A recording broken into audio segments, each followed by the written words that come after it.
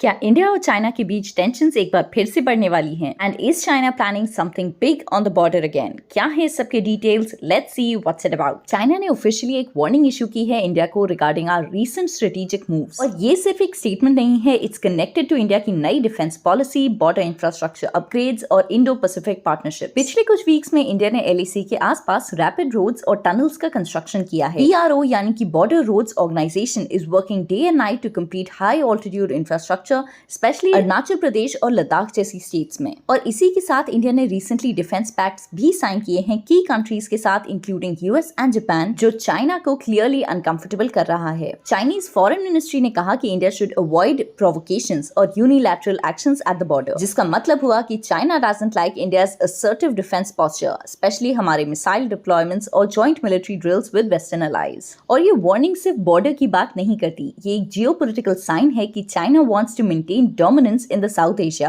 लेकिन India has said enough is enough। India की recent Agni missile test और fighter jet deployment near Tawang भी इस वार्निंग का एक बड़ा रीजन हो सकता है। अगर सिचुएशंस एस्केलेट होती हैं तो डिप्लोमेटिक टेंशंस बढ़ सकते हैं, ट्रेड पॉलिसीज और एक्सपोर्ट इंपोर्ट को इम्पैक्ट हो सकता है, और सबसे critical, India might push even faster for आत्मनिर्भर डिफेंस मैन्युफैक्चरिंग। इंडिया का स्टैंड अब क्लियर है, डायलॉग बट विद डेटरेंस। तो आपको क्या लगता है, should India go even more aggressive on it's defence? Comment करिए अपने thoughts responsibly and make sure to subscribe.